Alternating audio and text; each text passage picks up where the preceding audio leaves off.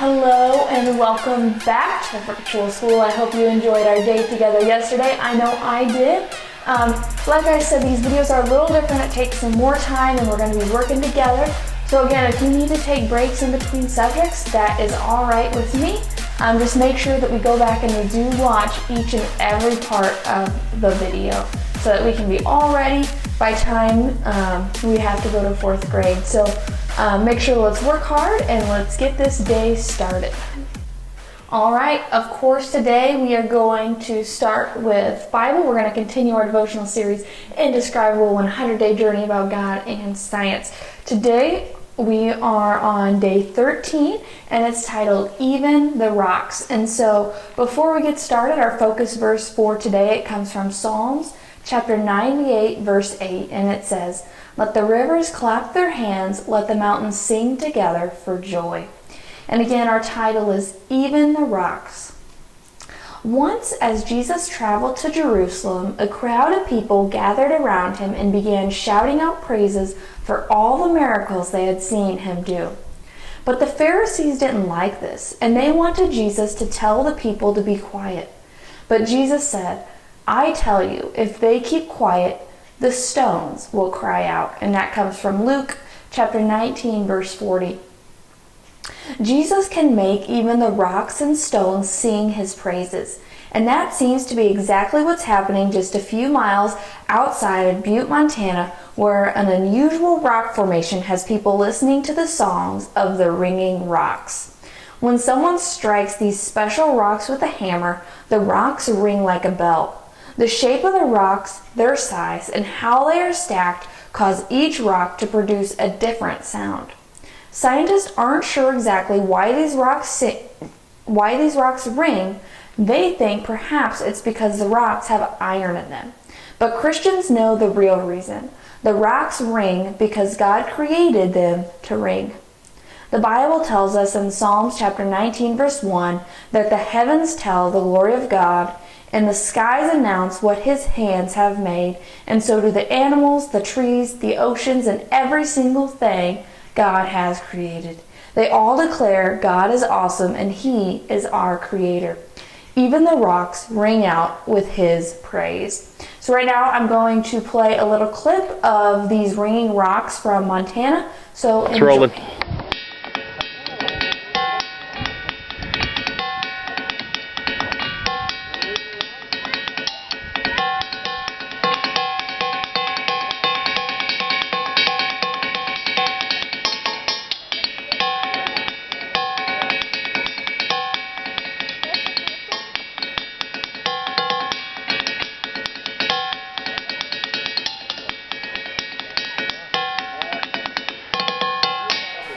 Now that's awesome. So let's pray. Dear Lord, I cannot even count on all the things I should praise you for, but I want to try. Help me to remember to ring out your praises every day, just like those rocks do.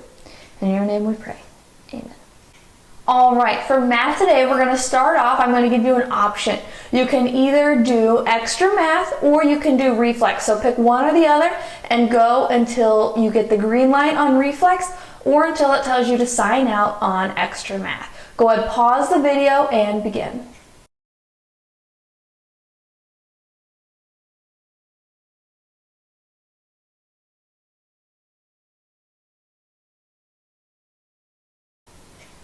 All right, hopefully everybody has finished either reflex or extra math. If you have not, make sure you pause the video, go do that now. So now we're going to continue on with math. Before we introduce our new information for today, I want to quickly review what we did yesterday. So if you have your workbook page handy, which should be in your folder or in your packet, I want to go over the practice problems that you did yesterday. And so that is on page 170. So now you should be seeing my iPad on your screen, and we're going to go over these problems together. So again, you didn't do the whole page. You did numbers 1, 2, 4, 6, and then you could pick any two from the time to review section. And if you're looking at my iPad, on my paper I have all of the answers for the time to review. So I want to make sure that you look at the two that you did and make sure you have the correct answer. If you don't, why don't you compare what you did to what I did and see if you can understand where you went wrong. If not, make sure you let me know. Either have your parent reach out to me, or you can ask them to help you, or leave a comment, and hopefully we can get you to where we need to be. So now let's start with number 1. Again, this is on page 170. Number 1, we're writing the fraction that names the red part. And so remember, fractions, they're part over the whole. And so first we're going to do the numerator, the top number. So the part that is red, we have 1, 2, 3, 4, 5. So 5 over our total. Our denominator is going to be the total. So let's see how many are our total. So we had 5 red, and then 6, 7, 8, 9. So 9 total. 5/9. So 5/9 of those socks are red.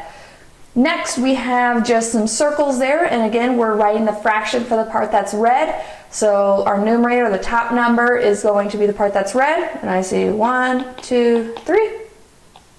Our denominator is going to be the total. So 3, 4, 5, 6, 7. 3/7. Hopefully you all see that. I hope you got that correct on your paper. Now you didn't have to do number 3.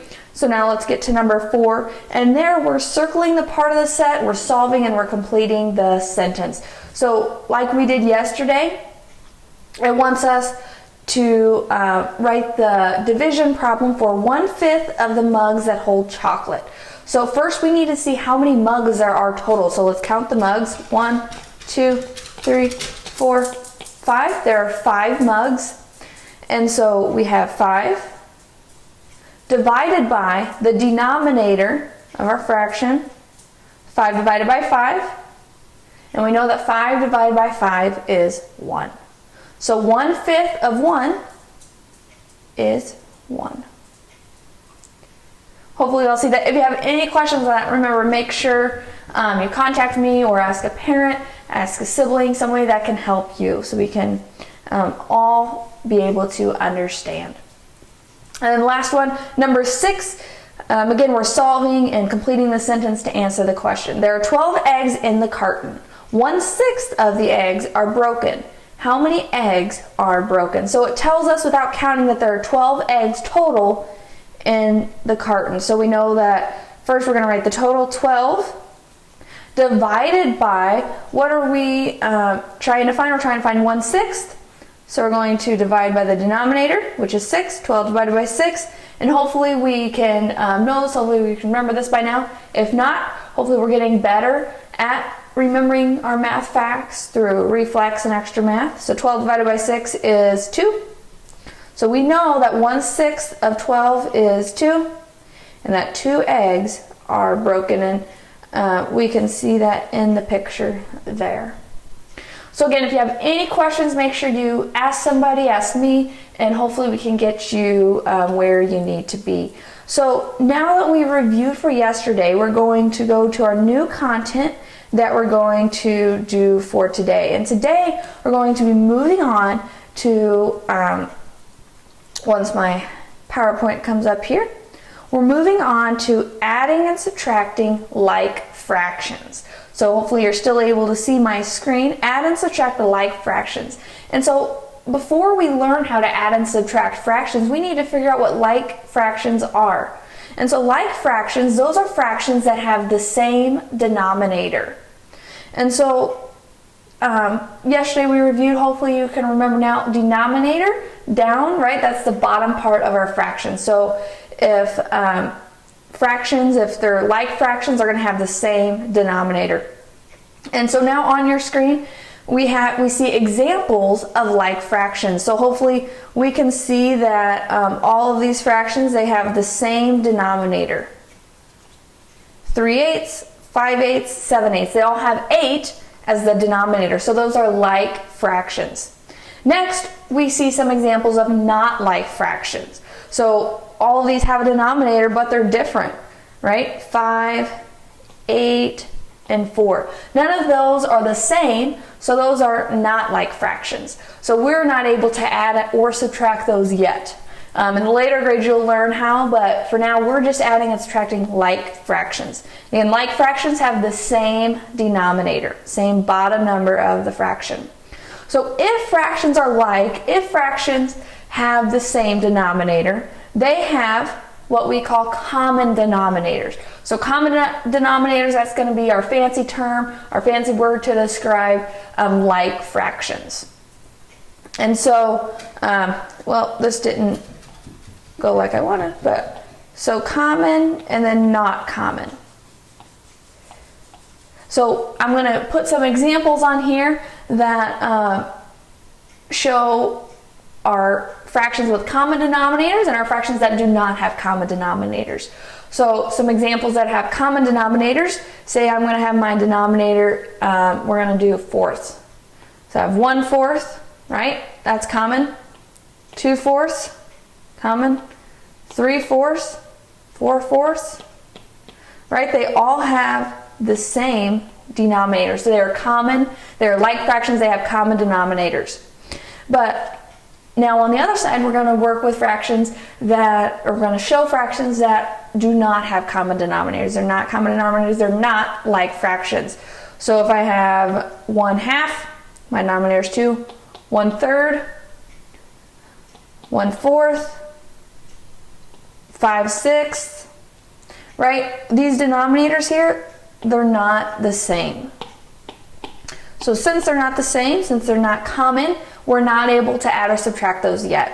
So right now on your screen I have some more fractions, but this time we have pictures. So now that we know what common denominators, what like fractions are, we're going to learn how to add and subtract them. So first we'll go with adding. And so on here we have our addition sign, right? Both for the fraction and then for our picture too. And so our fraction, it tells us underneath the picture, but if we counted the amount of pieces in our circle, we'd see that there are 5, right? 1, 2, 3, 4, 5. So that's the total number of pieces, so that's why our denominator is 5. And only one of those pieces is shaded, right? So that's why our numerator is 1. So 1/5 plus, and then we're adding the other fraction, the other picture, and again, it has the same denominator because it has the same amount of pieces. So we're adding 1/5 plus 2/5. So now in this picture that's showing 2/5, 2 out of the 5 pieces are shaded. And so now when we add these, right, it's going to be like we added, so here we have our circle. It is divided into 5 pieces, and we have our one piece shaded from the first problem, first circle, and now we're going to add 2 more pieces shaded. 1, 2. Now hopefully you see that gives us 3 out of the 5 pieces shaded, 3/5. Now if we just look down to the fractions, whenever we're adding like fractions, we're not going to change the denominator. So when I see 1/5 plus 2/5, I can know that the denominator is going to stay the same. So I can go ahead and put 5 as my denominator, and then I'm just going to add across for the numerator. So 1 plus 2, we should all know this, is 3. So 3/5. And so we were able to see a visual, we were able to see a picture, but we're also able to just add it with the fractions. So hopefully you see that. And then now it's going to be the same way when we subtract. All right, these have these fractions, these pictures, they have common denominators. They're like fractions, they're divided into the same amount of pieces. They're both divided into 4 pieces, have a denominator of 4.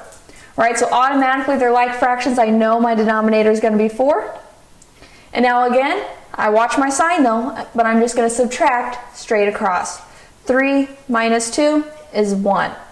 Or if I do it the picture way, right, I have my circle divided into 4 parts. And in my first one, there are 3 parts shaded. But now I'm taking 2 of those parts away. So I'm just going to draw an X through. So 1, 2, it's hard to see the X. And that leaves me with 1/4 of the pieces still shaded. So 1/4. And so now we're going to continue practicing this. So I want you to get out your math packet and we're going to go to workbook page 171. 171, and it is, again, it's titled Add and Subtract Like Fractions. So let me get where I can write on it. All right, so in the box it shows us again how we're going to do this, so I'm going to read it, follow along. If you can, again, it's page 171. It says, like fractions have the same denominator. When adding or subtracting like fractions, keep the denominator the same. Add or subtract the numerator. So like we talked about in our examples, the denominator, the bottom number of the fraction, it stays the same because it just has the same amount of pieces. The only thing that's going to change is the numerator. So in this example, we're adding 1/8 plus 2/8. So we have common denominators, we have like fractions, so our denominator stays the same with 8, and we just add across. Now if we look over to the subtraction, 3/4 minus 2/4, again we have common denominators, so our denominator stays 4, and we just subtract across. 3 minus 2 equals 1. So now let's look at our actual problems. For numbers 1 through 4, it says we're coloring the shape to show the parts being added, and then solve. So for this, you can either shade, you could shade it 2 different colors, or you can just do symbols. Like I'm going to do X's and O's like in tic-tac-toe instead of shading it, just because, well actually I'll change my color. All right, so 1/4 plus 2/4. So first I'm going to shade to show 1/4. So again, you can either change your color or you can just do X's and O's, or just something that you can tell the difference. So I have 1/4 shaded. So I'll shade that black. And now I'm adding 2/4. So I'll shade the 2/4 red. So 2 out of these 4. And that gives me 3 total pieces. So that's 3/4. Again, my denominators were the same. So it stays the same, doesn't change, and then we just add across. So next, again, I'll start with black, 2/8. So I need to shade 2 out of these 8 pieces. Plus 3/8. So I'm going to switch colors or switch symbols, clear 3 more. And that gives me 1, 2, 3, 4, 5 total pieces. And my denominator, again, it stays the same, it is 8. All right, number 3. 1/3 plus 2/3. Again, I will start with black, shade my 1/3. Now switch over, plus 2/3 equals 3/3. And another way that we can say 3/3 is just 1 whole, because if I have, like we see in the picture, 3 out of 3 shaded, that's 1 whole shaded. All right, next, we're adding the same fraction, 1/3. Plus another 1/3. And again, our denominators are common, they're the same, so we're going to keep it. And then 1 plus 1 is 2. 2/3. So again, once we get the hang of this, it's going to be real simple. I hope you are seeing that. So right now, the directions change for problems 5 through 8. It says, draw an X on each part being subtracted. So now we're changing gears from addition to subtraction. And then we're going to solve. So instead of shading, we're going to cross out.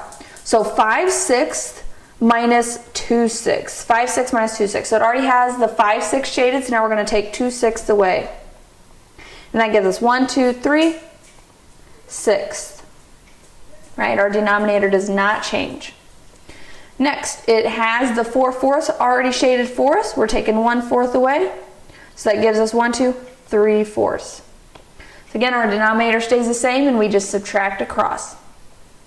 Next, it has our 4/5 shaded. We're going to take 1/5 away, and that gives us 3/5 left that are shaded. And then number 8, it has the 8/8 shaded, and we're taking away 4. 1, 2, 3, 4. So that leaves us with 4/8. So again, hopefully you notice all of our denominators, they stay the same. So we're only adding or subtracting across to change our numerator, but the denominators stay the same. All right, now word problem number 9. It says, Mom cut a pizza into eighths. Josh ate 3/8 of the pizza. What fraction of the pizza is left? So now we're doing the same thing. It just gives us a little story to go with it. So in the box, it has our picture. It has the whole pizza, right? So it's shaded 8/8. So we should know that it has our total 8/8 minus the 3/8 that Josh ate. So Josh ate 3 of those pizza pieces. And again, our denominator stays the same, and it is 5/8. So 5/8 of the pizza is left. All right, I hope you all see that.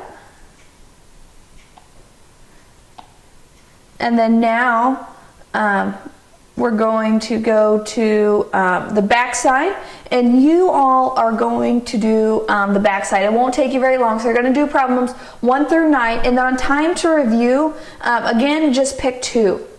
So on time to review, you're just going to pick 2 problems that you want to do. Some of these, and some of them, like yesterday, you're borrowing more than one time, and especially here where we have the 0, we can't borrow from 0. Right, so we're going to have to keep going over, and then that 0 will turn into a 10, and then when we borrow, it'll be a 9. So we'll do number 10 together. 10 does not count for one of your 2. So 300 minus 187. So remember, we always start in our ones place, so 0 minus 7. More on the floor, go next door. But again, we can't borrow from 0. There's nothing to borrow, so we go to the other next door. 3 becomes a 2. So now this first 0, it becomes a 10, but we still need to borrow. So now it's a 9, and now we finally have our 10 over here. So 10 minus 7 is 3, 9 minus 8 is 1, and 2 minus 1 is 1. So it's 113. So I hope that was just a quick example. I hope you remember that, and then go ahead and pick 2 more. And then do those, and then you are done. So that is math today. Go ahead, pause the video, and finish up your workbook page. Again, let me know if you have any questions, and hopefully I can help you. And then we'll move on. So go ahead, pause the video, and do your workbook page. All right, for reading today, like I said yesterday, we're going to start our story today, Flat Stanley. So yesterday you did a word search, hopefully just becoming familiar with the words that we're going to see. And then today we're going to start chapter 1 together. So I'm going to read today. Now, in the future, for the next few days, I might tell you to read, I might have you read to someone, or I might read it to you. Or I might have somebody send in them reading. And so it'll change how we read. But for chapter 1, I'm going to read it to you. So right now, I want you to go to Epic or get out the book if you have the book, and then we're going to follow along as I read together. So it'll be on the screen in case you get lost, but I do want you to follow along on Epic or in your book if you have it. And so now, hopefully, you can see my screen now, and we should see chapter 1, the big bulletin board. And then also make sure you have your Flat Stanley packet handy, so in case we come across any questions, you can write the answer to that down. So chapter 1, the big bulletin board. Breakfast was ready. I will go wake the boys, Mrs. Lambchop said to her husband, George Lambchop. Just then, their youngest son, Arthur, called from the bedroom he shared with his brother Stanley. Hey, come and look, hey! Mr. and Mrs. Lambchop were both very much in favor of politeness and careful speech. Hay is for horses, Arthur, not people, Mr. Lambchop said as they entered the bedroom. Try to remember that. Excuse me, Arthur said, but look! He pointed to Stanley's bed. Across it lay the enormous bulletin board that Mr. Lambchop had given the boys a Christmas ago so that they could pin up pictures and messages and maps. It had fallen during the night on top of Stanley. But Stanley was not hurt. In fact, he would still have been sleeping if he had not been woken up by his brother's shout. What's going on here? He called out cheerfully from beneath the enormous board. Mr. and Mrs. Lambchop hurried to lift it from the bed. Heavens, said Mrs. Lambchop. Gosh, said Arthur, Stanley's flat. As a pancake, said Mr. Lambchop. Darndest thing I've ever seen. Let's all have breakfast, Mrs. Lambchop said. Then Stanley and I will go see Dr. Dan and hear what he has to say. In his office, Dr. Dan examined Stanley all over. How do you feel? He asked. Does it hurt very much? I feel sort of tickly for a while after I got up, Stanley Lambchop said, but I feel fine now. Well, that's mostly how it is with these cases, said Dr. Dan. We'll just have to keep an eye on this young fellow, he said when he had finished the examination. Sometimes we doctors, despite all our years of training and experience, can only marvel at how little we really know. Mrs. Lambchop said she thought Stanley's clothes would have to be altered by the tailor now, so Dr. Dan told his nurse to take Stanley's measurements. Mrs. Lambchop wrote them down. Stanley was 4 feet tall, about a foot wide, and a half an inch thick. And that is very thin. And so that's already the end of chapter 1 of Flat Stanley. And so I hope you enjoyed chapter 1. Now again, I won't always be reading the chapters. Hopefully we can do it in different ways. But right now I want you to get out your Flat Stanley packet. And if we answered any of those questions, I want you to write it down. So again, don't read ahead. Just write down the answer to chapter 1, and then that is all for reading today. All right, for language today, before we learn our new information, we are going to go over the challenge that I gave you yesterday. So the challenge from yesterday was part C of your language page, which was page 118. So I'd like for you to get that out, and let's see how many nouns you found. And so we're going to read the paragraph, and then based on each word, we're going to decide whether or not it is a noun. So I'm going to highlight them as you go. If you circled one that isn't a noun, just cross it out or erase it.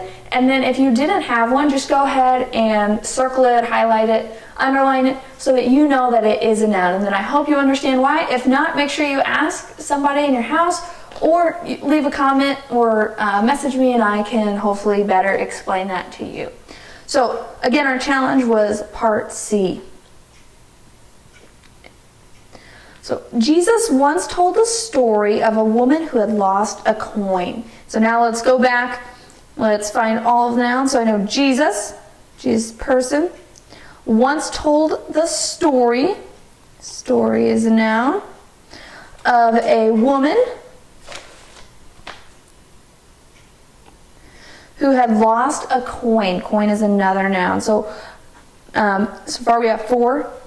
She got out a lamp, and some of you might have been stuck on she. That's a trick one. So she, you might think that's a person, but it's actually going to be a different part of speech that you're going to learn later. And so just trust me for now. So we have lamp. She got out a lamp and broom and searched the house looking for her money. When the coin was found, this lady called her neighbors and told all her friends. When we have found Jesus as our Savior, shouldn't we tell our family and friends about him? So again, some of these words like she, him, her, we, you might have circled those as nouns, and I understand that because you might think that they're people, but it's going to be a different part of speech, again, that we're going to get to later on. So again, I hope you did well on your challenge and knew your nouns. And now for today, we're going to move on to common and proper nouns. So we quickly talked about these when we were going over our capitalization rules, but now we're going to go more in depth. So I want you to get out your language packet and go to page 119. 119. And then we're going to do some of this together, some of it you're going to do on your own. And so in the green box it says, a common noun is the name of any person, place, or thing. So again, a common noun, it's one of the nouns that we learned, but it's just any person, place, or thing. It's not a specific one. It's not that important. In a trick, a common noun, all of them start with a lowercase letter. But now a proper noun is the name of a particular person, place, or thing. It's like Miss Smith, Arkansas, and Lassie. And so those are the examples it gives. Proper nouns are always going to start with a capital letter. So they're specific. They're talking about a particular noun. And so a proper noun always begins with a capital letter. So one way that you can tell if you're reading something, if it's common or proper, is if it starts with a capital or lowercase letter. But sometimes you're going to have to be the one to correct it. So in part A, I'm going to give you a few minutes. I want you, actually, you're going to pause the screen. I want you to do part A, and then once you resume, I'm going to go over it, and let's see how many you got correct. So you're circling each proper noun listed. So proper nouns, go ahead, pause the video, and do part A.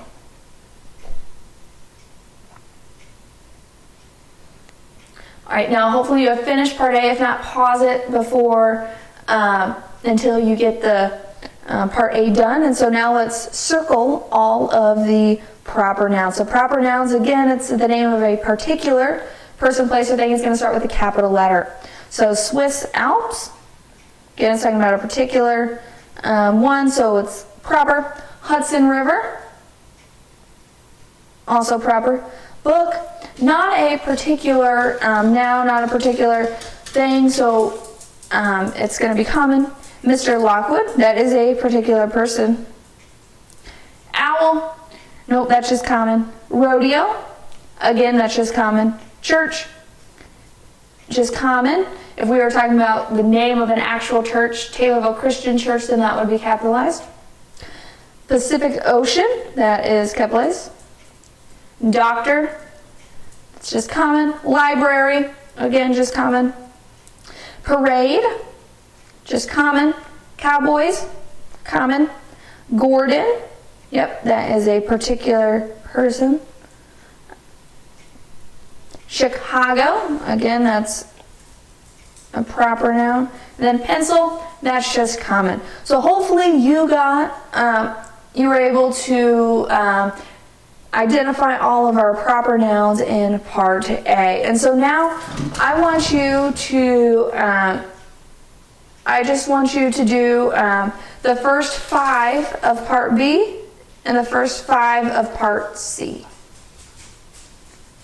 So in part B, you're just writing 10 common nouns, so 10 nouns that wouldn't be capitalized. Ball, dog, drum, couch, right? So write just 5 of those, and then on part C, you're writing proper nouns, so nouns that are talking about a particular person, place, or thing, and that would be capitalized. So go ahead, pause the video, and finish workbook page 119. Again, just the first half of each part. All right, for spelling today, we're going to continue with list 26. We're going to be on page 104. On page 104, we're going to be working with proofreading, and that's going to help us really focus on the spelling of these words and hopefully learn them more quickly.